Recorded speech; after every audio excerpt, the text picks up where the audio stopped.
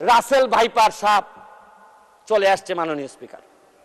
এই সাপ আসার কারণে সরকারে যখন সাপ আসে প্রকৃতিতে বেজি থাকে, এই বেজি করে কি সাপরে নিয়ন্ত্রণ করে, কিন্তু এই সরকারে দেখা যাচ্ছে বিভিন্ন জায়গায় রাসেল ভাইপার আছে কিন্তু বেজি ওই পরিমাণ নাই যে এই সাপরে ধরবে। মাননীয় স্পিকার, আপনি দেখেন এই আমাদের প্রতিষ্ঠানগুলা কত দুর্বল হয়ে গেছে। আমাদের প্রতিষ্ঠান একজন ভদ্রলোককে দুদক ধরতে পারে নাই, একজন ভদ্রলোককে এনবিআর ধরতে পারে নাই, বাংলাদেশ ফাইন্যান্সিয়াল ইন্টেলিজেন্স ইউনিট ধরতে পারে নাই, আর এনবিআর এর মতিউর রহমানকে ধরলে একটা ছাগল ছাড়াই এই লোককে তো আপনি আনতেই পারতেন না।